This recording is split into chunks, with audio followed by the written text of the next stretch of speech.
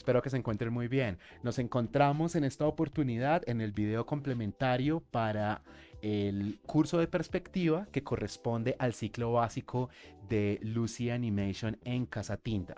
¿Qué es lo que vamos a hacer el día de hoy? En un video que espero que no sea especialmente largo, toco madera, voy a darles algunos apuntes y algunas recomendaciones generales para una mejor comprensión de este tema que es desafiante, pero también que es muy interesante y que tiene un impacto directo en la calidad de nuestro trabajo como ilustradores y diseñadores visuales. ¿Listo? Entonces, lo primero que quiero que tengamos en cuenta es que a nivel de fundamentos, nosotros podemos inicialmente hacer un dibujo tridimensional que sea verosímil, pero que no tenga una noción y que no tenga un fundamento real que le dé un sustento. Aquí, por ejemplo, tengo un volumen y ese volumen tiene una, dos y tres caras visibles. Y uno diría, bueno, puede que funcione, pero aquí hay varias cosas que no están funcionando. Aquí tenemos líneas que no empatan. Aquí tenemos una aleatoriedad en construcción y no tenemos una estructura interna discernible que nos permita entender si esto está quedando bien o mal dibujado. Entonces, para empezar, nosotros podemos quitarnos de encima como el carácter intimidante de los fundamentos de perspectiva, pero eso no significa que los debamos o que los podamos ignorar. Yo abogo mucho porque la gente desmitifique la perspectiva, pero eso no significa que cualquier cosa quede bien. Cuando yo hablo de desmitificar, lo que digo es, podemos explorar esto constantemente, como también podemos hacer dibujos frecuentes de figura humana, de diseño de personajes y de otros temas para afianzar nuestros fundamentos y conocimiento. Entonces podemos empezar por el principio. Hagamos una proyección tridimensional. ¿Qué es lo que va a pasar aquí? Yo tengo una figurita que inicialmente puede ser un rombo o diamante. Esa figurita puede estar duplicada. Usando aquí pequeñas trampitas digitales voy a hacer una primera versión. Entonces tengo dos ejemplares de la misma figura. Literalmente es la misma figura.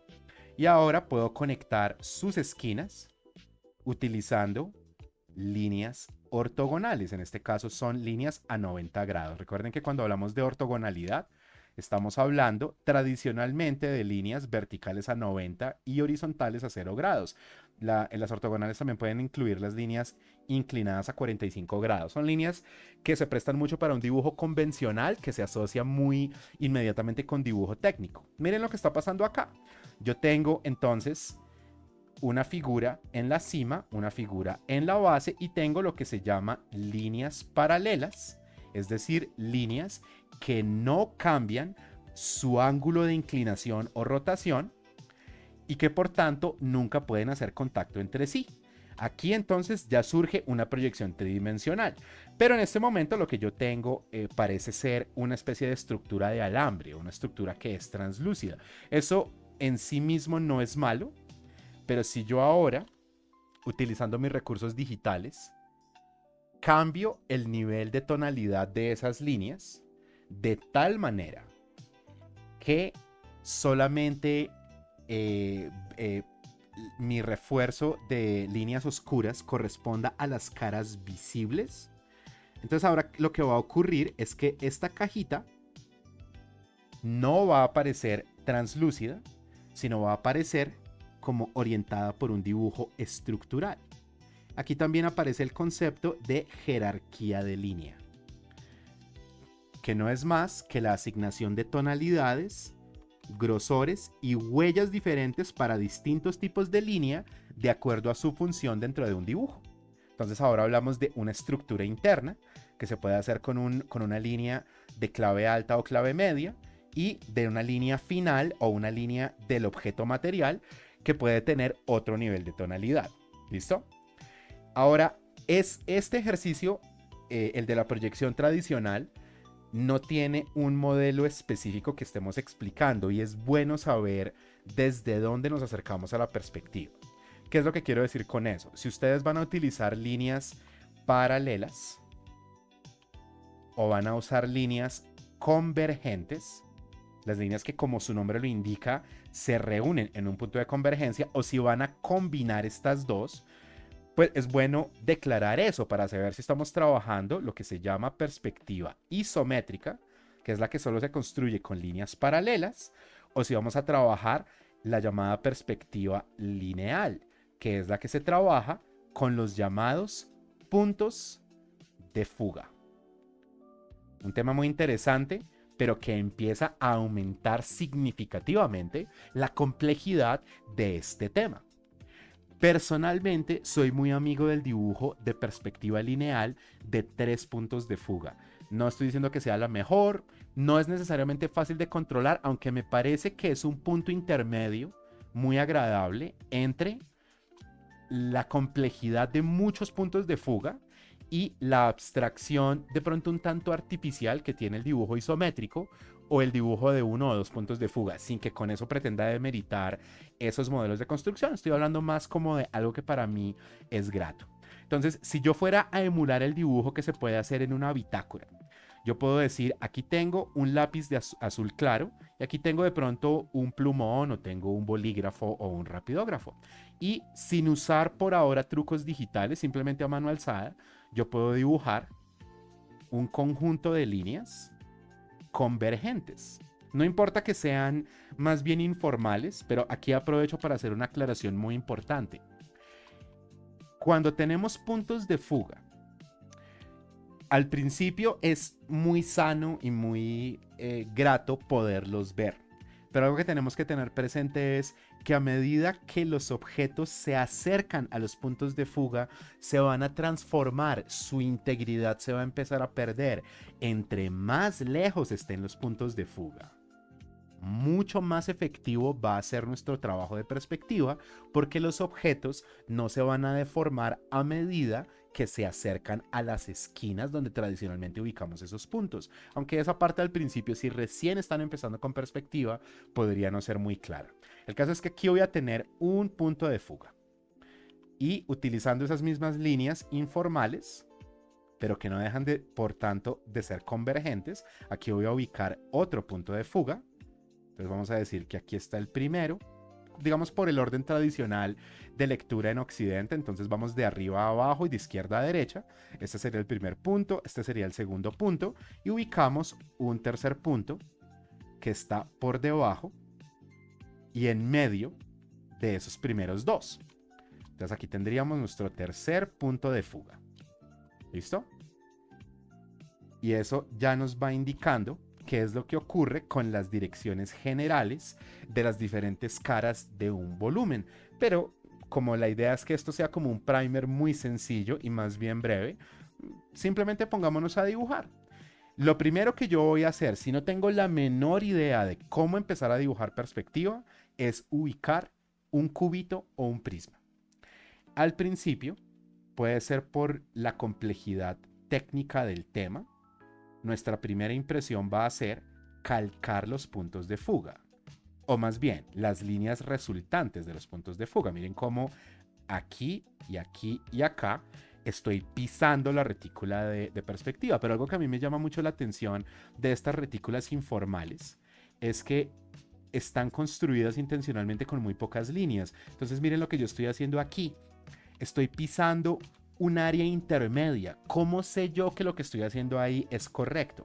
Una habilidad importantísima que podemos y debemos cultivar, en mi opinión, para poder dominar este tema, es poder estimar dónde están los ángulos intermedios en una retícula de líneas convergentes. Eso significa que si yo tengo una y dos líneas que claramente no son paralelas, sino que en algún momento harán contacto una con la otra en un punto de convergencia, yo tengo que poder tener la capacidad de estimar que, por ejemplo, esta línea es incorrecta.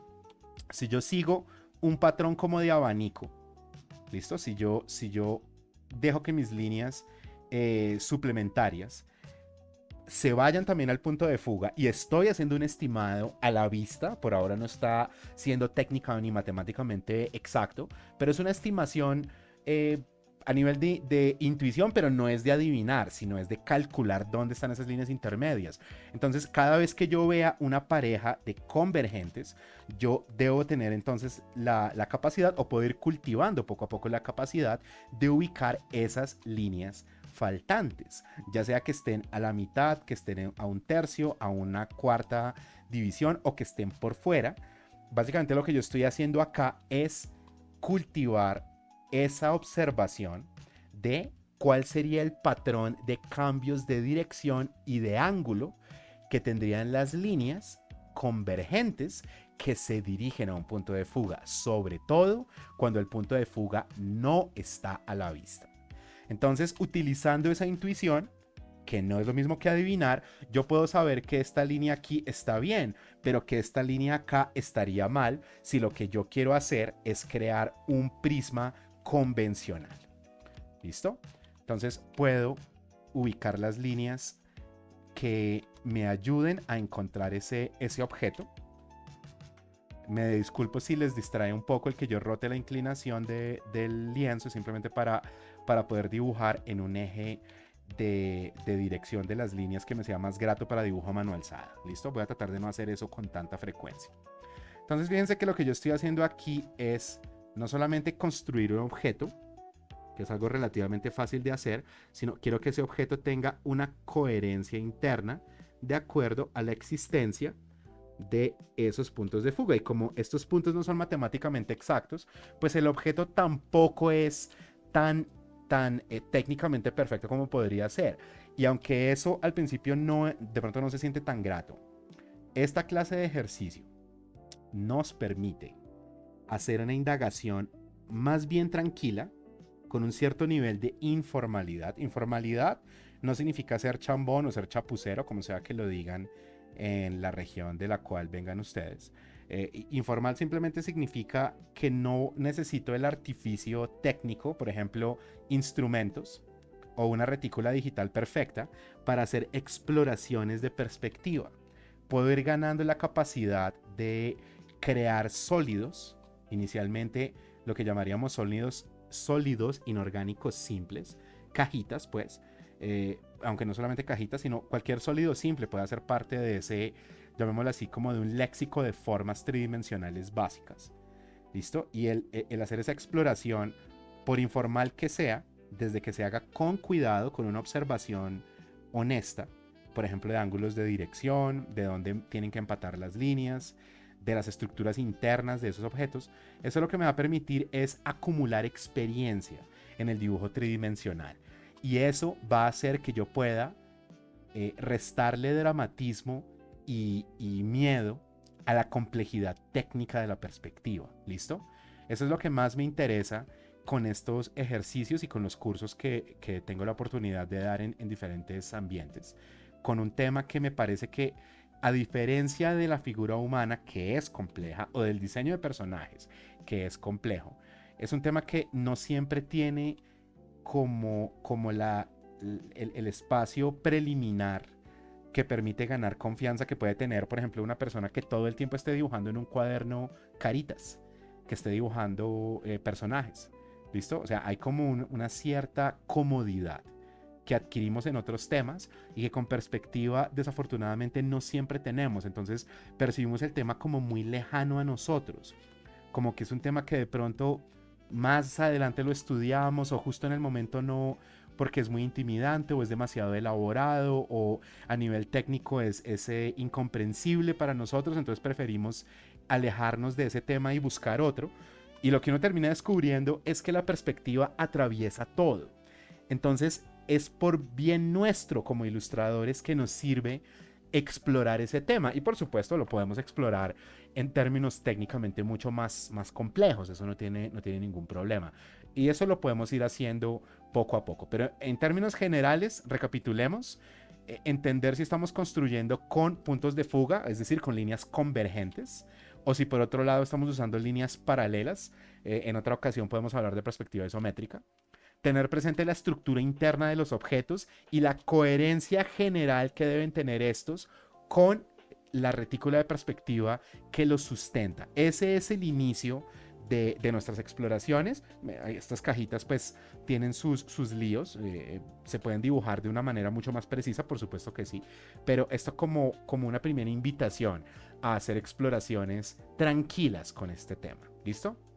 Hablemos de, de otros temas. Vamos a hablar ya de la construcción de objetos. ¿Listo? Porque si bien la cajita es importante para nosotros, la cajita es solo el punto de partida.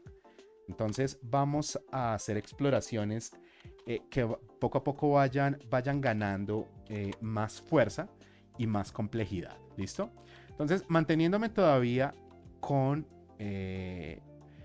un recurso informal, yo puedo hacer una proyección inicial de un objeto. Uno podría pensar que eso es un objeto en 2D, pero a medida que uno va conociendo de perspectiva, uno se da cuenta, esto es en 3D, lo que en 2D sería simple y llanamente un cuadradito. Porque entonces podemos decir, esto es un objeto bidimensional, un objeto que por ahora solamente tiene ancho y alto, pero ya está en perspectiva porque ahora está siendo construido con líneas convergentes. ¿Eso qué quiere decir? Que si yo utilizo cualquier herramienta que me permita proyectar líneas mucho más extensas, eventualmente lo que debe ocurrir es que esas líneas se encontrarán, como lo estoy indicando acá, en un punto de convergencia. ¿Listo?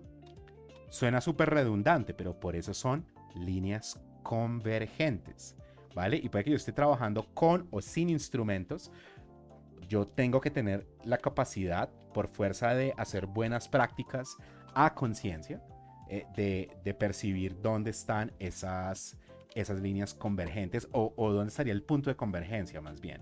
Y aquí yo puedo hacer la siguiente reflexión. Dupliquemos esta línea, vamos a rotarla cambiando su punto de pivote para que corresponda lo mejor que pueda con el punto de fuga. Y cuando esa línea rota, yo me doy cuenta que al rombo que producirá esa línea convergente le va a pasar algo muy particular. Si yo utilizo esta información para construir una nueva cajita, entonces cuando yo construyo este nuevo rombo, me doy cuenta que para que esté bien construida, ese nuevo rombo o ese nuevo diamante tiene que ser más amplio que la primera figura que yo construí. Y eso no es una norma básica, ¿cómo se dice? No es una norma aleatoria, perdón, así como que yo me estoy inventando de la nada, sino, déjenme aquí corrijo un poco esta proyección. Esa es una recomendación que viene de un análisis muy simple y es, aquí tenemos una cara superior, ¿cierto? Ya vamos a llamarla A. Y aquí tenemos una cara inferior, vamos a llamarla B. ¿Desde qué punto de vista estamos observando esta caja? ¿Estamos viéndola desde arriba o estamos viéndola desde abajo? Yo puedo determinar eso sobre la marcha, pero por la manera como estoy construyendo mis puntos de fuga, lo que está pasando acá es que si yo materializo las líneas finales del objeto, para, otra vez, utilizando jerarquía de línea, distinguir entre una estructura interna y un objeto, la versión final del objeto o la versión material del objeto, pues, entonces lo que yo voy a tener es una cara que mira a la izquierda, una cara que mira a la derecha y una cara que mira hacia arriba. Esta en particular es crucial. Al poder ver la cara superior, estamos viendo el objeto en picado. Eso significa que la cámara está al menos ligeramente por encima de la línea de horizonte. ¿Listo? Y la cámara observa en una trayectoria descendente al objeto. Si por el contrario estuviéramos viendo el objeto en lo que llamamos contrapicado, entonces la cámara estaría al menos ligeramente por debajo de la línea de horizonte y observando en una trayectoria ascendente el objeto. ¿Listo? Entonces un objeto en contrapicado sería visto de tal manera que si hablamos de una cajita simple, entonces lo que va a estar a la vista es una tapa inferior, una cara lateral izquierda y una cara lateral derecha. Entonces esto sería contrapicado. Esos términos son importantes, no nos vamos a perder ahorita en teoría, pero es bueno que siempre tengamos presente qué es lo que está ocurriendo ahí, ¿listo? Ahora, me interesa que no solamente construyamos cajitas, sino que podamos hacer algo adicional con esos objetos. Entonces, ahí es donde la jerarquía de línea cobra todavía más fuerza, ¿listo? Si yo tengo mis puntos de fuga y vamos a construirlos bien, aquí tengo un objeto poligonal que me permite establecer la presencia de puntos de fuga. Por ahora no me voy a complicar mucho explicando a nivel técnico cómo se hace esto, pero es básicamente usando una forma predeterminada que me permite hacer una proyección de un punto de fuga. ¿Listo? Pero eso lo podemos explicar en otro tutorial. Entonces aquí ya tengo uno, tengo otro y voy a producir uno más.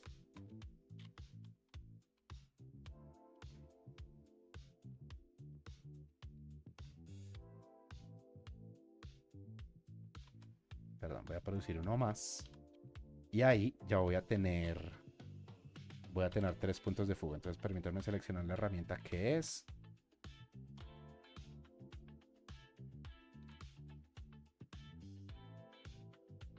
Listo. Aquí hay varios detallitos técnicos que por ahora son menores, que tienen que ver con el manejo de vectores dentro de Photoshop.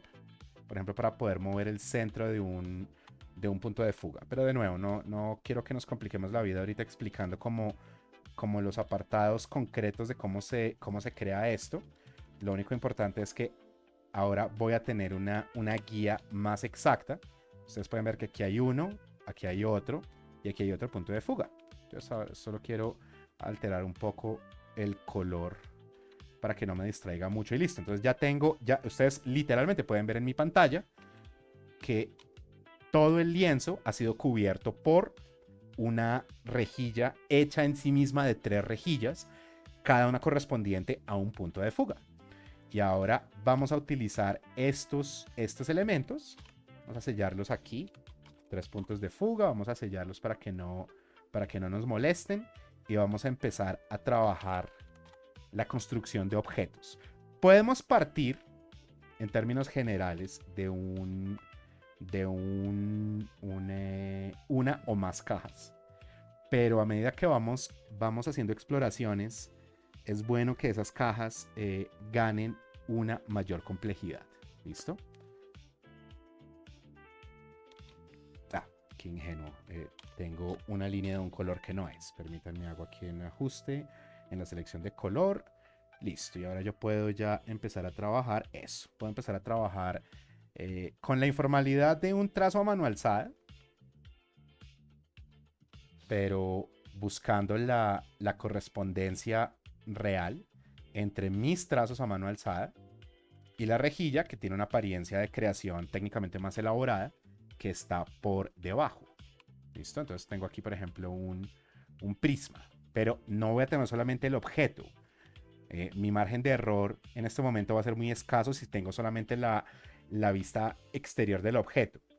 Pero si yo me comprometo a verlo a través, entonces aquí necesito empezar a calcular bien dónde están quedando esas líneas. Uno con frecuencia aquí se puede equivocar, pero eso garantiza que el dibujo en términos técnicos va a ser más completo. Pero eso puede sonar ambiguo, puede sonar incluso un poco esotérico, como a mí que me importa hacer un dibujo técnicamente más completo si lo que estoy haciendo es como duplicando líneas. No se trata de eso.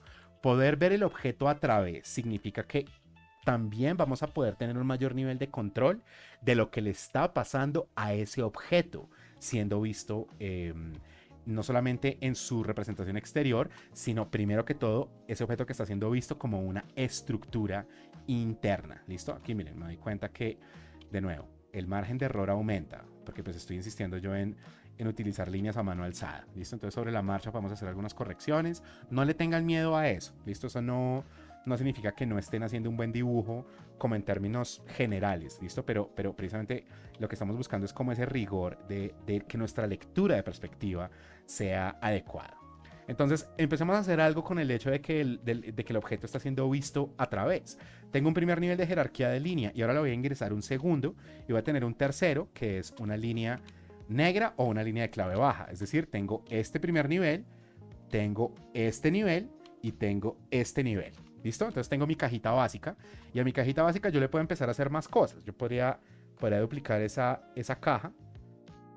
De hecho, para curarme en salud voy a crearle un duplicado solo para tener una copia en caso de que pueda requerir su utilización. ¿Listo? Pero de resto, pues vamos a empezar a trabajar ahí de una vez. ¿Qué es lo primero que yo podría hacer? Empezar a buscarle quiebres y modificaciones a este objeto. Entonces yo puedo, con mi segundo nivel de jerarquía de línea, por ejemplo, crear líneas. Pueden ser líneas quebradas o pueden ser líneas rectas o pueden ser líneas curvas, pero que corresponden a las 3 dimensiones del objeto. Tenemos la altura, que está ligada al punto número 3. Ya digamos que esta es la profundidad. ¿Por qué digo que es como de manera selectiva eso? O sea, en este caso siento que esta es la profundidad y siento que este es el ancho. ¿Listo? Pero podría ser la situación que aquí esté el ancho y que aquí esté la profundidad. Lo importante es entender que tenemos líneas que corresponden cada una a un punto de fuga diferente. Entonces, si yo elijo darle atributos, por ejemplo, de líneas quebradas o líneas inclinadas, a trazos que están dialogando con ese ancho o esa profundidad o esa altura, yo puedo empezar a modificar esta cajita. Puedo empezar a darle una serie de, en este caso, como rompimientos y puedo empezar a inventar algo que ya no solamente es una caja. Yo también podría hacer proyecciones exteriores. Aquí estoy retirando información. Miren, es como si estuviéramos efectivamente desportillando la caja. Pero ¿qué pasa si yo no voy a hacer una sustracción, sino voy a hacer una adición? Entonces yo puedo decir, ok, hace un momento mencionamos calcular los promedios. Calculemos un promedio acá y a partir de estos 2 puntos, uno es la esquina y el otro está seleccionado de manera arbitraria, voy a hacer una proyección exterior que efectivamente significa que le voy a añadir un nuevo rombo a esta cajita. Miren, aquí incluso voy a dibujar el rombo completo. ¿Listo? Dibujo el rombo completo, pero yo entiendo que aquí, en esta esquina, es donde una cara exterior, esta cara de acá, y esta cara nueva, están creando una intersección. Esas reflexiones al principio pueden ser un poco molestas y un poco difíciles de captar si nunca han estudiado perspectiva. Pero en esencia lo que yo estoy haciendo es creándole una extrusión a esta cajita. Estoy creando la idea de que hay un sólido que está complementando al primero. No importa si está pisando, o sea, pensamos esto muy como si fuera otra vez un dibujo a mano alzada, como si fuera un dibujo que está siendo creado con diferentes tipos de lápices o tintas en una libreta. Entonces, de nuevo, estoy tratando de que mis observaciones sean certeras, pero a nivel técnico la elaboración es tranquila. No, recuerden, yo no quiero que me malinterpreten y espero que no sea eso lo que se esté presentando. No quiero que se malinterprete que cualquier dibujo que hagamos de perspectiva va a estar bien. No, el margen de error de perspectiva aumenta significativamente a medida que empezamos a volumetrizar curvas y sólidos de alta complejidad. Lo que quiero promover siempre es la idea de un acercamiento tranquilo a un tema que es complejísimo, pero que, de nuevo, es muy enriquecedor a nivel de diseño visual. ¿Listo? Entonces, miren, ahí tengo 2 extrusiones. Esas 2 extrusiones, una es más grande que la otra, pues pensando también en términos de jerarquía de formas. Y también podría pensar en hacer perforaciones. Ya le quitamos elementos en las esquinas. Listo, ahí estamos haciendo efectivamente cortes, estamos haciendo deterioros en la superficie exterior. Pero si yo quiero retirar segmentos completos, y por ejemplo yo acá dibujo un rombito, como si le estuviera creando un umbral a esto, yo digo listo, ¿esto cómo está creado? Estas líneas hacia dónde van, habíamos reflexionado antes, estas líneas van hacia el punto número 2. Ok. Y estas líneas hacia dónde van, las verticales. Dijimos que van hacia o desde el punto número 3. Lo que significa que si yo quiero construir una representación tridimensional y tengo una figurita que ha sido creada con líneas del segundo y del tercer punto de fuga. Me falta usar líneas del primer punto de fuga. Listo, entonces vamos hacia allá. Y acá yo puedo completar una perforación. ¿Listo? Incluso esa perforación puede tener bordes inclinados, si quiero jugar más con el diseño de las cosas. Y listo, ¿cómo me doy cuenta yo si esto está quedando bien? Pues podemos cambiar a nuestro tercer nivel de jerarquía de línea. No para hacer una ilustración, no tenemos tiempo y ni interés justo ahora de hacer eso, sino para hacer una indagación sobre qué es ahora este objeto como un objeto completo, ¿listo? Entonces, por favor, no piensen en términos de arte finalizado ni de hacer un objeto de alta complejidad, sino de diferenciar qué es la estructura interna del objeto cuando está completo. Eso ayuda mucho a que su entendimiento de perspectiva aumente. ¿Listo? Y esto que se está haciendo acá se podría hacer con una sola tinta, se puede hacer solamente con un bolígrafo, con un lápiz, y puede que funcione muy bien, pero jerarquizar la línea con grosores y con colores diferentes garantiza que vamos a poder asignarle colores, tonos, grosores y huellas diferentes a las diferentes funciones de la línea, que es en esencia, como lo dije hace un momento, el concepto de jerarquía de línea. Entonces yo digo, mi estructura interna tiene tal color, tiene tal tonalidad, pero yo quiero empezar a complementar la estructura interna, cambio el color o cambio su tonalidad. Pasamos de clave alta a clave media y rematamos con una línea negra. Eso ayuda a reflexionar mejor esa construcción de objetos. ¿Listo?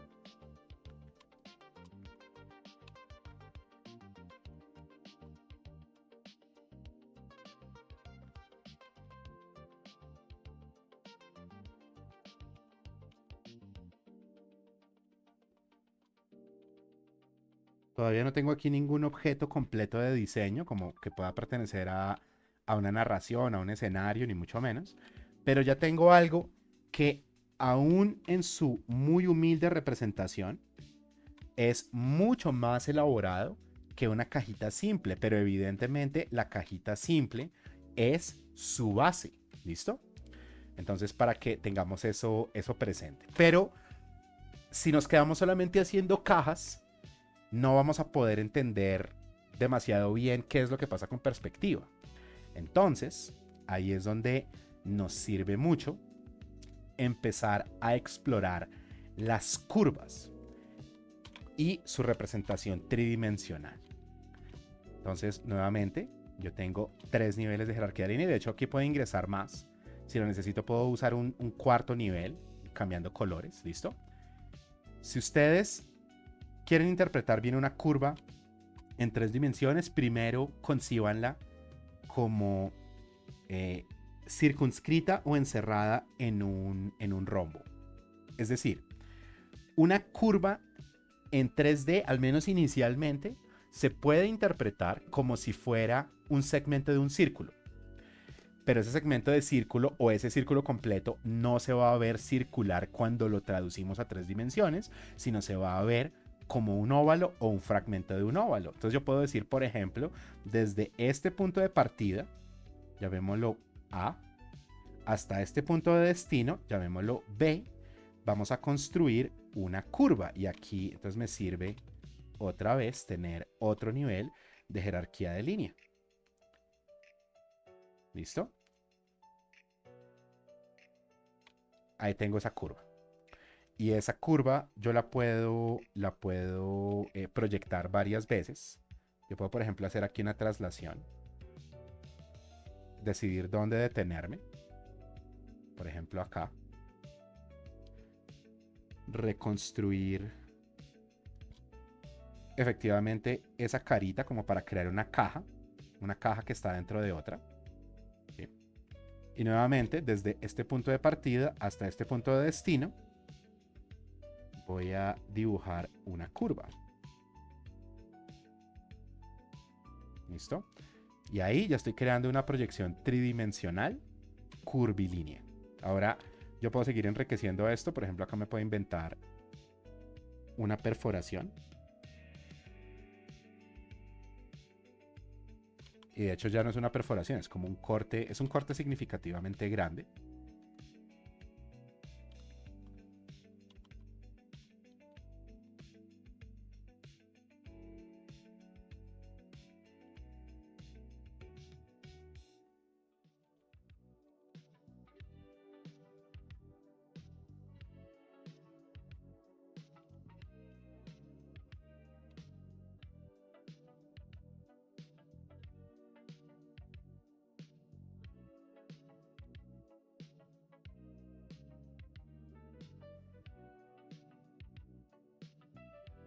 Entonces aquí me estoy inventando un, es como, casi como si fuera la versión geométrica de, por ejemplo, de una figurita, es como si fuera como una especie de estatua, aunque siendo sincero, esto es algo que surgió sobre la marcha, básicamente estoy improvisando. En lugar de tratar de hacer la caja completa, lo que estoy intentando hacer es crear una serie de cortes que producen un resultado que tiene la apariencia de algo. Entonces, miren, ahí de pronto no se entiende del todo qué es lo que estoy intentando hacer, pero si yo vengo acá y siguiendo el mismo procedimiento, vamos a cambiar de colores. Vamos a ir acá. Y yo vengo aquí a este plano lateral izquierdo y yo digo, ¿qué tal si me invento un rombo? Y dentro de ese rombo encuentro la mitad con una cruz que va de esquina a esquina opuesta. ¿Listo? Esquina a esquina opuesta, esquina a esquina opuesta. A partir de ahí encuentro el centro de ese rombo y en ese centro pongo una cruz y a partir de acá entonces, con cuidado, voy a construir 1, 2, 3 y 4 curvas. No es el óvalo más ovalado, pero ahora digamos que es aceptable, tirando a mal. Pero el caso es que ahí me invento un óvalo y si yo lo proyecto como una perforación, entonces aquí de pronto ya queda más claro que es como si fuera el ojito de ese elemento tridimensional. Sí, aquí, efectivamente es como si yo estuviera haciendo como la versión voxel, que es como se llama a los píxeles en 3D. O los diseños hechos de geometrías muy muy simples, como si fuera la versión voxel de lo que puede ser como un pajarito. ¿Listo? Esta clase de ejercicio puede ayudar mucho a entender cómo hacer proyecciones tridimensionales. Ustedes se pueden lanzar a hacer cosas mucho más elaboradas, pero el asunto es que hay que encontrar un diálogo y un punto intermedio entre alta complejidad, pero que no se les salga de las manos, que ustedes estén entendiendo qué es lo que están dibujando y entendiendo pues que siempre tienen margen de error y todo lo demás. ¿Listo? Porque, por ejemplo, yo puedo otra vez utilizar este cubito y vamos a este prisma y vamos a dibujar algo mucho más complejo, pero entendiendo que el margen de error va a aumentar. La precisión, por tanto, va a disminuir. Pero vamos a ver cómo nos va. Entonces, lo primero, yo encuentro con esa X el centro de este plano lateral izquierdo y encuentro entonces dónde estaría la mitad vertical y hago una traslación hacia la cara superior y a la cara inferior. La cara inferior es una cara estructural invisible, ¿no? Listo. Y ahora puedo encontrar, por ejemplo, aquí otra cajita. De hecho, vamos a cambiar de tono. Entonces tengo aquí un rombo horizontal, un rombo alargado. Y lo voy a proyectar desde un plano izquierdo hasta el plano derecho. O sea que cambia del ancho a la profundidad. ¿Cierto?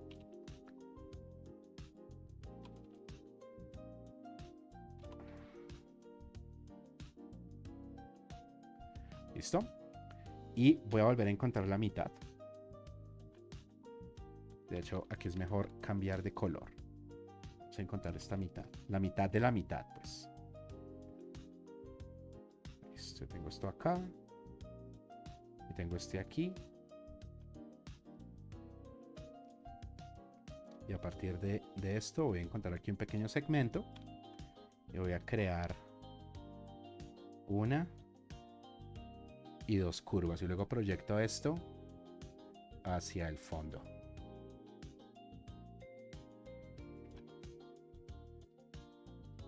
De hecho, un poquito más largo.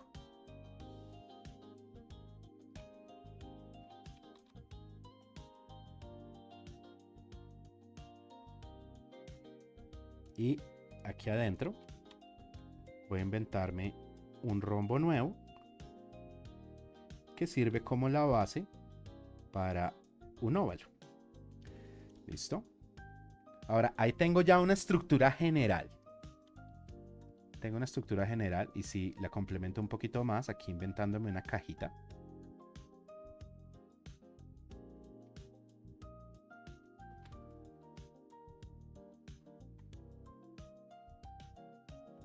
Y por aquí me voy a inventar otra.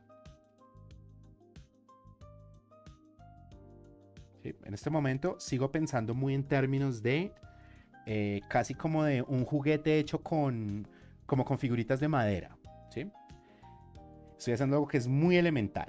Y eso es bueno, que esto tenga una lógica interna coherente. ¿Listo?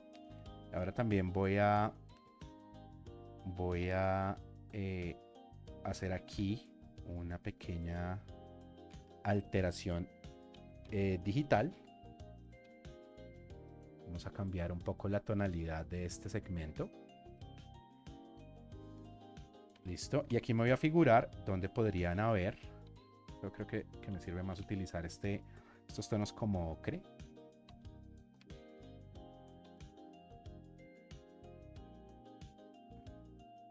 Entonces aquí me voy a inventar un rombo y dos rombos y tres rombos. Los estoy haciendo muy a la vista. Hay trucos más específicos para el control de las proyecciones tridimensionales aquí, pero aquí es donde quiero que ingrese un poco más de como de rapidez en este ejercicio.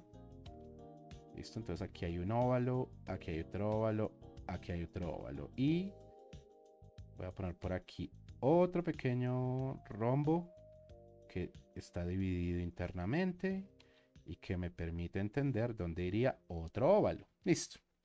Y ahora voy a tomar otro color y a crear aquí una bandita, una línea pues continua que después se puede proyectar hacia adentro. Aquí ya se puede empezar a intuir qué es lo que estoy haciendo. ¿Sí? Y de nuevo, para que este ejercicio sea técnicamente exacto, necesitaría más tiempo. Por ahora quiero que esto sea como muy introducción general desde una óptica de bocetación. ¿Listo? Entonces estoy acá, vale, estoy aquí, digamos que por ahora esto sea suficiente y ahora lo que voy a hacer es que esta capa va a tener una opacidad diferente. Voy a ir a una capa nueva, voy a cambiar mi tonalidad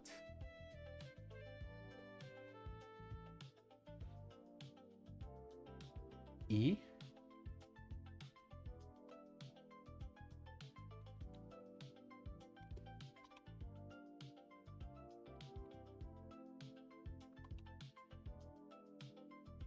sobre esta estructura que cada vez va quedando más alejada de un plano técnico exacto, lo que voy a hacer es utilizar una línea que a nivel mecánico sea más dinámica para crear un boceto un poquito más completo de esta figura, como llamémoslo así, como un concepto preliminar de diseño, que tiene una base general de perspectiva, pero que no está buscando ser técnicamente perfecta, sino coherente, verosímil a nivel de la lectura de un objeto tridimensional.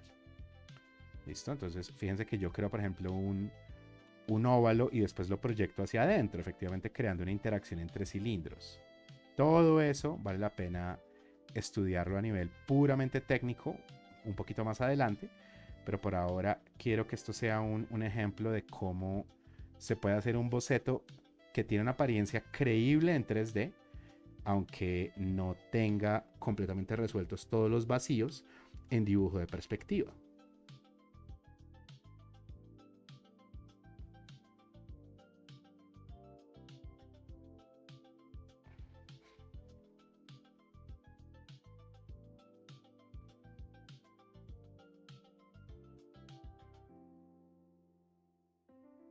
Algo que a mí me gusta decir cuando hago exploraciones de bocetación es que un boceto preliminar no es lo mismo que una guía de calco, no es como cuando en un flujo de trabajo profesional, por ejemplo, de historieta, hay un penciler, una persona que hace la ilustración completa en lápiz y otra persona que hace el entintado. Son trabajos complejos, difíciles, muy admirable las personas que hacen eso. Pero estos son bocetos. De nuevo, mi política y mi filosofía no es cualquier cosa queda bien, cualquier cosa está correcta, sino lo que me interesa es la verosimilitud y la credibilidad de lo que uno está dibujando. ¿Se entiende? ¿Tiene una buena lectura? ¿Por qué hago esta aclaración? Porque sobre la marcha ustedes se darán cuenta que estoy creando una serie de complementos al diseño. Estoy añadiendo la información que el boceto original no tiene, pero que el boceto original me ayuda a entender dónde ubicar. Por ejemplo, aquí que me estoy inventando extrusiones nuevas, pues yo ya tengo una guía general que me ayuda a estimar, ojo, estimar no es lo mismo que adivinar, dónde deben ir esos sólidos nuevos. ¿Listo? Entonces, por ejemplo, me apoyo en mi retículo de perspectiva, me apoyo en el diseño de la cajita, me apoyo en la práctica y la sensibilidad que me da el ejercicio preliminar para, para poder indagar dónde van o dónde deberían ir estas nuevas figuritas. ¿Listo? Lo mismo si me quiero inventar planos inclinados, si me quiero inventar planos curvos. Me parece un poco aburrido mostrar un boceto que sea puramente geométrico cuando mi intención no es esa. Mi intención es usar elementos geométricos simples que sirvan como base para explorar figuras que son más complejas, nuevamente entendiendo que nuestro margen de error aumenta. ¿Listo? Pero no estamos intentando adivinar. Quiero insistir en lo mismo. Estamos intentando estimar todas estas pequeñas adiciones, estos nuevos sólidos que estamos incluyendo aquí, dónde deberían ir a la luz de la estructura preliminar que exploramos antes y que puede ser pues de geometrías simples, puede ser de objetos un poco más complejos, pero que puede tener un cierto nivel de rigor sin perder la tranquilidad de un boceto a mano alzada más bien tranquilo. ¿Listo? Entonces, por ejemplo, planos aquí curvos, detalles, pequeños detalles de diseño. Si, por ejemplo, quiero mostrar un poquito como de las tripas mecánicas que tiene este objeto, ese tema de mostrar los componentes internos de una máquina es algo que a mí me parece fascinante, es muy difícil de representar bien. Entonces acá pues lo que quiero es un resumen muy básico. Pero creo que se pueden dar cuenta, independientemente de su opinión de este boceto, el boceto está intentando contar algo. No solamente son unas cajitas y ya, sino utilizando una excusa de construcción tridimensional, estamos ahora dándole vida a un primer concepto visual que ya tiene una razón de ser en términos más narrativos.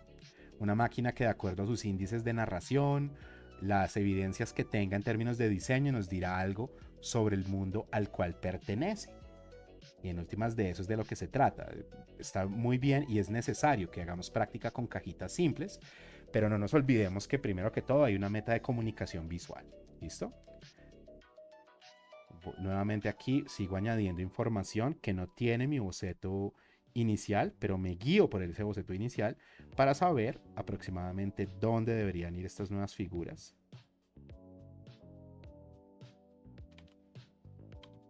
No le temamos al borrador y de hecho si tienen que borrar algo, bórrenlo, o sea, devasten esa parte del boceto en lugar de utilizar control Z, mantengan su flujo de trabajo, un flujo de trabajo dinámico. Control Z se siente como desbaratar todo, mientras que el borrador nos permite hacer una intervención rápida y reconstruir lo que necesite reconstruirse.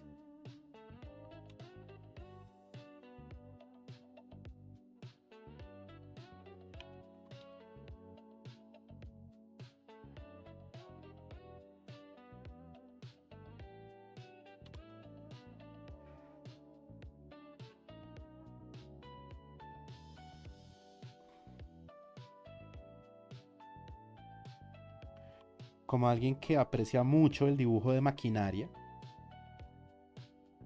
el dibujar elementos hemisféricos es un tema complejo en perspectiva. Es un tema tan desafiante como dibujar elementos hemisféricos en figura humana. Por ejemplo, dos rodillas, dos codos, los elementos de un rostro, los elementos que están duplicados a izquierda y derecha o arriba abajo, son una buena evidencia de nuestra comprensión o por lo menos nuestra intuición en la construcción de un objeto complejo. ¿Sí? O sea, ese hemisferio corto se lee de manera coherente o se lee como aleatorio o que no está bien estimado, bien calculado. ¿Sí? Y pues, o sea, en este boceto igual, este boceto tiene sus detallitos que en una versión final sería necesario corregir con de pronto un modelo 3D básico, mirando muy de cerca cómo están hechas las proyecciones de todos los objetos, sobre todo las curvas. Pero nuevamente, lo que me interesa por ahora es que tengamos un concepto visual de aquello que estamos intentando crear y evidenciar cómo eso se puede hacer con relativa sencillez si tenemos pues por lo menos una comprensión general de perspectiva.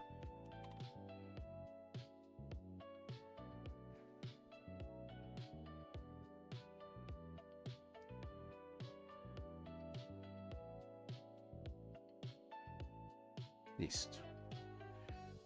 Digamos que aquí ya puedo decir mi diseño existe como algo que puedo evaluar, puedo entenderlo en tanto que objeto. Le falta mucho, lo único que me convence de esto, sinceramente, es que tiene una apariencia espontánea, pero a nivel de como la calidad de sus terminados, pues yo sé que aquí no hay gran cosa. Es un boceto más bien breve que se hizo como en 12 minutos. Eh, pero listo, tenemos un concepto general. Y recordemos que partió de una caja muy simple que ya utilizamos en otras dos experiencias para hacer algo. ¿Listo? Entonces, para que tengamos eso presente, esa verosimilitud de un objeto tridimensional la podemos obtener con esa estructura interna. Ahora, aquí hay algo importante a tener en cuenta que yo voy a corregir de una vez porque no quiero que este ejercicio se vaya a malinterpretar como descuidado. Miren, si yo traslado las líneas de un hemisferio a otro, lo que debía haber hecho antes, eso fue un descuido mío, me puedo dar cuenta que la proporción de esas orugas no es la mejor. Entonces por eso se ve descompensado a un lado respecto al otro, mientras que acá le puedo dar un poquito más de credibilidad a este objeto. ¿Listo? Entonces ahí se siente un poquitín más completo. También me doy cuenta que por otro lado esta oruga de acá se hundiría más, se proyectaría menos hacia adelante, se escondería más en medio como esta parrillita de metal y listo, ahí se puede sentir esto un poquito mejor elaborado. Todavía no tan bien, pero digamos que por ahora llamémoslo suficiente para entender esa representación en 3 dimensiones. Listo.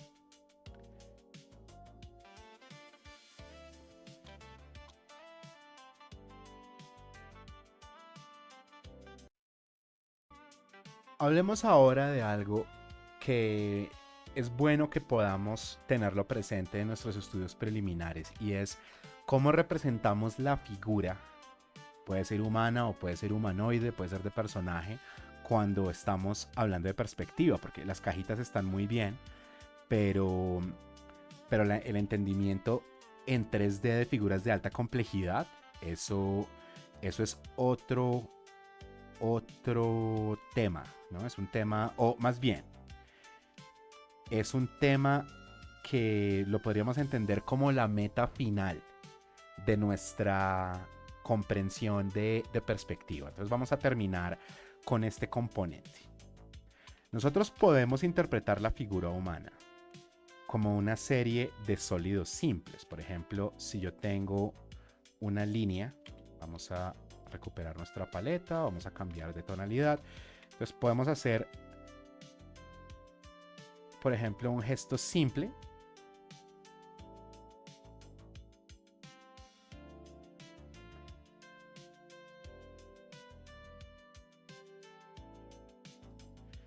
que esté constituido por volúmenes igualmente simples. ¿Listo? Entonces acá tengo líneas generales de construcción y ahora cambiando el nivel jerárquico de línea puedo pensar en dónde están las diferentes líneas divisorias. Y a partir de esas indicaciones, empezar a ubicar tubos y prismas.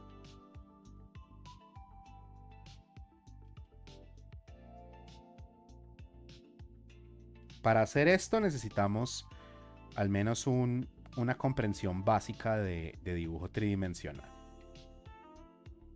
Porque esencialmente lo que estamos diciendo es, vamos a hacer un ejercicio de abstracción donde formas orgánicas repletas de asimetrías se van a convertir en sólidos simples. Eso no sale tan de buenas a primeras, pero pues nosotros podemos hacer eso. Entonces, intencionalmente voy a dejar esta construcción, lo más low poly, si me permiten ese término, que pueda en este momento. No me voy a complicar la vida con detalles demasiado elaborados. Literalmente cajitas y tubitos, nada más.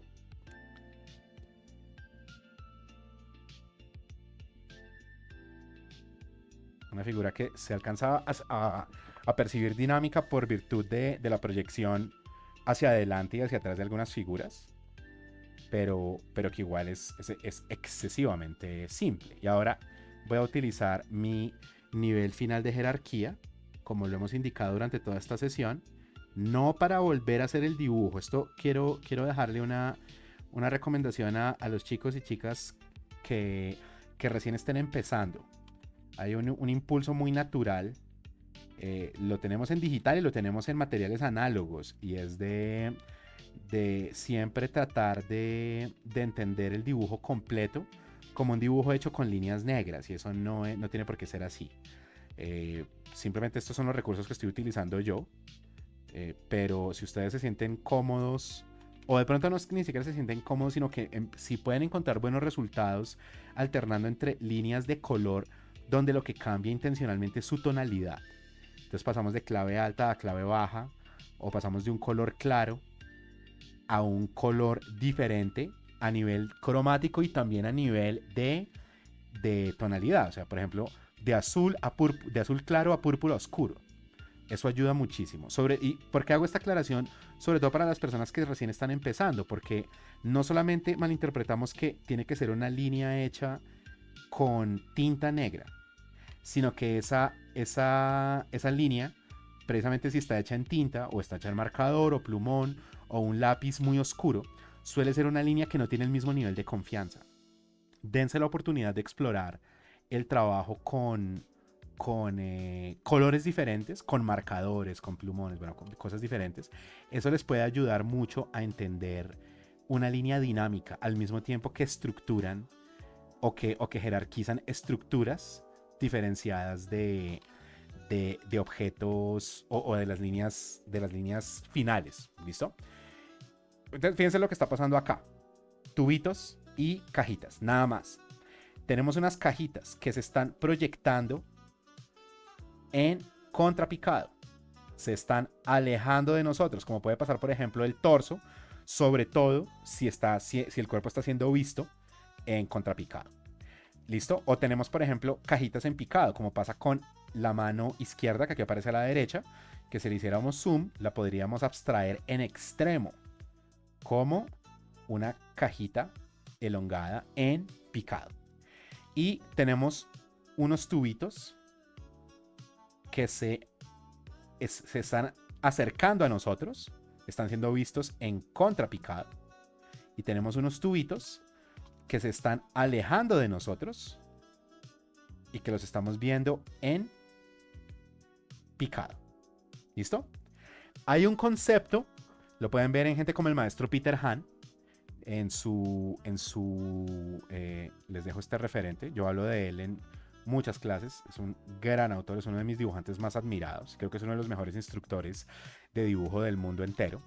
Él, yo no creo que las haya inventado, pero ha sabido instrumentalizar muy bien las llamadas líneas envolventes.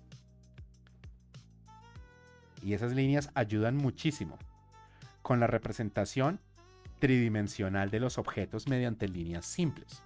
Entonces, por ejemplo, si yo tengo esta figurita, yo puedo entender que aquí hay una carita inferior y que aquí está el cuerpo del cilindro, pero yo puedo reforzar, no adornar, con unas líneas que llamamos líneas envolventes. Esto es lo que llamamos una línea longitudinal, una envolvente longitudinal. Y acá yo pongo una, de pronto dos, de las envolventes transversales. ¿Listo? Las transversales van a lo ancho, las longitudinales van a lo largo. No significa que unas sean horizontales y otras sean verticales, sino longitudinal se refiere a la dimensión más extensa de la figura, transversal se refiere al ancho. Entonces lo mismo, si yo tomo este tubito y le pongo una longitudinal y de repente cambio del cuerpo a la tapa, en este caso superior, no inferior, entonces hay un cambio de dirección. ¿Listo? Y ahora le pongo una, dos transversales y listo. Eso puede funcionar, pero como estamos trabajando con, ¿cómo se dice? Con sólidos tan básicos, se corre el riesgo de que esas líneas se perciban como adornos. Si yo vengo acá y digo, bueno, pero ya teníamos el esquema completo, ahora yo tengo que hacerle esto también. No, no tienen que hacerlo. La gracia de las líneas envolventes es que son instrumentos de comprensión para un mejor análisis tridimensional. No son adornos, son todo lo contrario a adornos. Y si uno está poniendo envolventes por enriquecer la figura a nivel puramente visual, sería mejor no hacer nada. ¿Listo?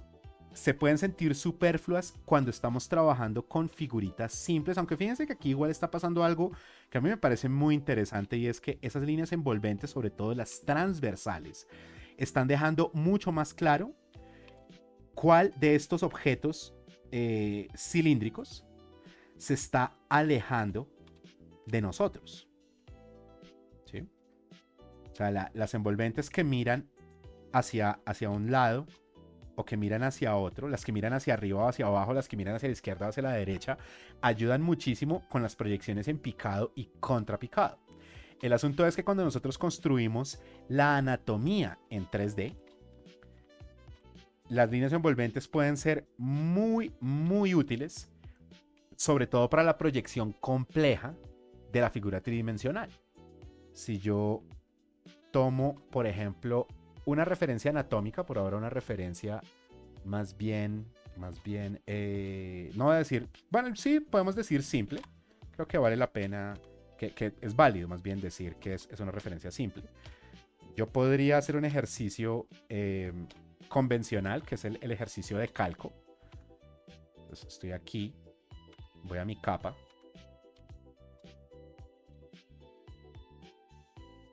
Y yo podría calcar el exterior. Pero el problema con el calco es que a nivel estructural no me va a permitir entender demasiado lo que estoy haciendo acá, aún cuando quede bien. ¿Listo? Entonces el asunto no es que calcar esté prohibido, sino que calcar no debería ser un acto solo de reproducir una silueta, sino debería ser un ejercicio que esté acompañado de un análisis estructural. El primer análisis que voy a hacer es el de las figuras más simples. Yo aquí puedo poner un ovoide. Imagínense, no una esfera, sino un huevito. Eso es un ovoide. Literalmente viene de la palabra huevo. Y le voy a poner líneas envolventes. Una, dos transversales y una longitudinal. Listo. Y ese huevito se va a conectar con una forma tubular. Pero esa forma tubular, crucialmente, tiene anchos variables. Porque aunque es una forma tubular, no es completamente cilíndrica, sino sería efectivamente semicilíndrica. ¿Listo? Y de hecho aquí podemos duplicar esto. Y aquí alteramos un poco la tonalidad. y vamos a construir un óvalo, otro óvalo. Fíjense que son de proporciones y de inclinaciones distintas. Y la conexión la voy a hacer mediante una línea que es prácticamente recta y al otro lado es asimétrica. Los que ya hayan visto clases de figura conmigo sabrán que eso tiene una razón de ser y es el abultamiento de masas musculares en puntos críticos de nuestras extremidades. ¿Listo? Pero por ahora baste con decir que estamos utilizando objetos que no son exactamente cilíndricos, sino son semicilíndricos. Es como si fueran mucho más elásticos, ¿listo? Y cuando llegamos a la mano, la eterna complejidad de la mano, por ahora la voy a tratar de reducir a literalmente una cajita que viene acompañada de algunos elementos extra. Entonces hay una cajita y quiero que de aquí surja un elemento que parece como un conito. Y ese conito se conecta con un tubito que se conecta con una forma que no es exactamente ovoide, es como un huevito aplastado. Y acá puedo tener un cilindro y puedo tener otro y puedo tener otro más. Y lo mismo aquí. Esto al principio es muy dispendioso, sea que lo hagan en calco, sea que lo hagan desde observación indirecta, que de hecho es más difícil, pero les enseña más. Pero esta es una forma como ustedes pueden empezar a dialogar desde que tengan fundamentos mínimos. Pueden empezar a dialogar con dos temas grandísimos, la perspectiva y la figura humana. Y fíjense, yo no voy a decir que ese brazo me haya quedado divino. Lo importante es que como un análisis de estructuras tiene coherencia interna. Eso es lo que me interesa en este momento. ¿Listo? A medida que yo voy avanzando en mis exploraciones de figura, yo puedo valerme del dibujo tridimensional para saber cómo hacer construcciones anatómicamente coherentes. Hagamos como ejercicio de cierre algo que tenga que ver con eso. Por ejemplo, vamos a utilizar nuevamente referencias. Es bueno dibujar desde la imaginación, pero si estamos haciendo estudios anatómicos o estudios de figura para las personas que estén trabajando con personajes, es bueno que haya referencias eh, que les puedan dar puntos más específicos de comprensión. Entonces, por ejemplo, aquí tengo a esta chica, como una practicante probablemente de yoga. Vamos a depurar un poco la imagen de la referencia y estoy aquí en mi capa y vamos a empezar a examinar qué es lo que está pasando acá. Entonces, si yo tengo algún conocimiento de figura humana, yo algo sé sobre el tema, entonces yo puedo establecer una línea de acción. Esa línea está altamente sujeta a la exageración, sobre todo para aquellos de ustedes que sean ilustradores o animadores. Voy a poner líneas suplementarias, pero de hecho antes de hacer eso voy a hacer yo lo llamaría un trucazo, pero como lo expliqué en alguna clase de figura en otro contexto, el tema con esos trucazos es que hay que tener cuidado que no sean solamente la repetición como a ciegas o a tientas de fórmulas, sino son básicamente formas de resumir. Esto es como el método del frijol, donde lo que estoy haciendo es crear una estructura interna que me ayuda a entender, o más bien, el resumen de una estructura interna. ¿Listo? Y aquí voy a crear una línea complementaria que me sirva para la otra pierna. Y tengo que tener cuidado con la proporción del cuerpo. Yo sé que aquí se está desfasando, entonces sobre la marcha voy haciendo ajustes. Pero no quiero que esto se vaya a sentir como de pronto fuera de contexto. Básicamente voy a tener una estructura general y voy a analizar esto más en términos de perspectiva y sólidos y no preocuparme por hacer una elaboración anatómica complejísima.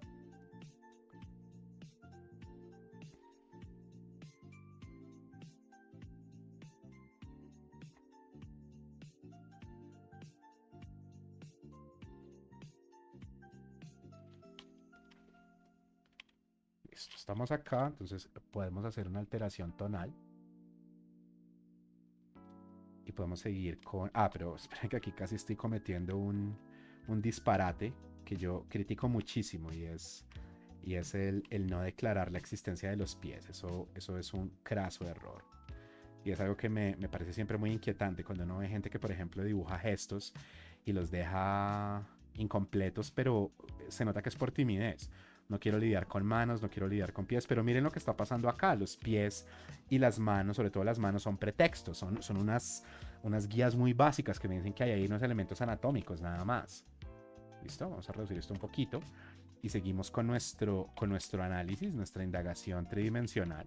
Entonces, fíjense, no voy a usar tubitos simples, pero voy a usar un intermedio. Entonces, primero que todo necesito entender esa forma tubular, cómo está siendo proyectada, y de nuevo las líneas envolventes pueden ayudarme a tener una proyección coherente. Pero también puedo entender que si yo modifico, digámoslo así, las tapitas y los conectores, es decir, si no es óvalo, óvalo más línea recta y línea recta, sino se vuelve una forma un poquito más compleja en su punto de partida, en su punto de destino y en sus líneas conectoras, yo puedo crear la simulación tridimensional de un objeto tan complejo como un segmento de una pierna. Esto necesita un poquito más de práctica, pero sobre todo lo que necesita es que haya observaciones coherentes. ¿Listo? Entonces voy a tratar de acercarme un poco más a esto que a esto, pero siempre tratando de razonar en términos de perspectiva. Entonces, por ejemplo, esta figura está puesta de tal manera que es como desde el ombligo para arriba que la estaríamos viendo en contrapicado. Entonces podemos considerar que más o menos desde acá para abajo todo está siendo visto en picado. O sea, efectivamente es como si la línea de horizonte estuviera más o menos hacia la mitad de la figura. Y eso significa que sí, estoy viendo las piernas en picado. Entonces no voy a poder ver las tapas inferiores de la misma.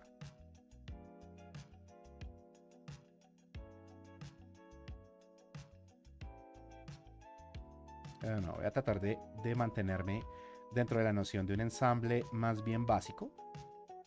Yo sé que no es tan básico como los tubitos, pero sobre todo, o sea, no quiero aumentar innecesariamente la complejidad del dibujo, ¿vale? Entonces, decimos, tradicionalmente el uso de líneas envolventes que miran hacia arriba se asocia con contrapicado, porque esta línea envolvente se entiende como un segmento de lo que sería este óvalo. Las líneas envolventes en picado tradicionalmente apuntan hacia abajo. ¿Sí? Apuntan hacia abajo. Porque se asocian con este óvalo de acá. Es como si estuviéramos dibujando este segmento de aquí. ¿Listo? Entonces, aunque yo no voy a poder ver ni una tapa inferior ni una tapa superior de un objeto porque no está separado, mi asignación de líneas envolventes no va a ser aleatoria. No es como que yo voy a decir acá y aquí, aquí, aquí, aquí, porque sí, no. Yo voy a mantener la noción de que si estoy viendo en picado este segmento del cuerpo, mis líneas envolventes van a apuntar a donde sea necesario que apunten. Y de nuevo, no nos vamos a perder en detalles, sino más bien sobre la marcha puedo ir ajustando la proporción, algo que con frecuencia erramos cuando el dibujo se está haciendo más bien de rapidez. Entonces, por ejemplo, acá puedo extender más este muslo izquierdo. Pongo la representación de la rodilla y extiendo más la pantorrilla izquierda.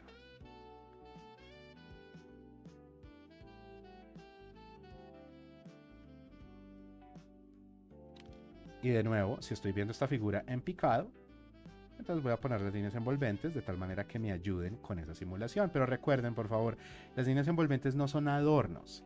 Si ustedes las llegan a sentir de esa manera, puede ser, por ejemplo, porque están usando demasiadas. Y eso no es lo que nos interesa, sobre todo si recién estamos empezando. Nada, lo que nos interesa es simplemente una representación coherente de aquello que estamos intentando graficar y nada más. ¿Listo? Entonces, por ejemplo, acá quiero que esto se sienta como, casi como si, imagínense, si yo tuviera una figurita de acción. Entonces quiero tratar de analizar cuáles son las partes que se están ensamblando. Y el hecho es que yo puedo hacer eso con relativa facilidad cuando estoy viendo una persona que está usando ropa ceñida al cuerpo. sea, literalmente yo puedo marcar dónde están esas líneas de tela o la diferencia entre el textil y el cuerpo más bien, y eso me va a ayudar con esa representación del ensamble del cuerpo. Las sombras no se deberían utilizar de manera superflua. No estoy diciendo que no usen sombras, sino que las sombras tengan una función. Por ejemplo, separar mucho mejor lo que está lejos de lo que está cerca, lo que está en hemisferio corto respecto a lo que está en hemisferio largo. ¿Listo? Y ese puede ser un uso suplementario del componente de iluminación, que lo pueden hacer como líneas, como entramado, como barritas, como sea que ustedes lo prefieran. Yo personalmente soy más amigo de utilizar bloques completos para representar la iluminación, pero por ahora pues un entramado simple no me molesta tampoco. Si hay algo que les recomiendo que no hagan cuando recién están empezando a examinar la figura, ya sea en términos estructurales, en 2D, en 3D o lo que sea, no la dejen sin cara, así como no la dejen sin manos, pero no se compliquen haciéndole detalles. El retrato es su propio problema, es su propia indagación, es su propia fase de trabajo. Entonces, ahí está la cabeza, mas no están sus detalles. Y eso es más que suficiente. Y fíjense, yo estoy haciendo en este caso una observación indirecta. No estoy calcando, no porque calcar sea malo. En este caso, quiero una figura que se sienta más exagerada, está intencionalmente desproporcionada, donde aquí es más larga, pero que sigue manteniendo una apariencia armónica y donde tenemos un análisis de objetos tridimensionales. ¿Y aquí qué me está faltando? Si tengo estas envolventes hacia abajo declarando vista en picado, ¿qué pasa con contrapicado? Tiene las envolventes transversales apuntando hacia arriba. Otra vez, no son adornos, sino son pistas que me dicen hacia dónde están mirando los sólidos del cuerpo. ¿Listo? Esto ya llevamos, con este ejercicio ya llevamos como una hora y 15 más o menos. Para mí eso es un video relativamente corto. Vamos a detenernos aquí. Hay algunas inquietudes adicionales de perspectiva que puedo resolver en un material complementario, pero por ahora vamos a despedirnos. Les agradezco mucho a todos los que hayan visto este video, no importa si son estudiantes que están trabajando conmigo o no. Si lo que estoy haciendo en este video creen que merece su atención, me siento honrado y agradecido y estoy atento a cualquier pregunta que me quieran hacer a través de correo o comentarios o lo que sea. Nos veremos pronto en una nueva experiencia. Muchas gracias.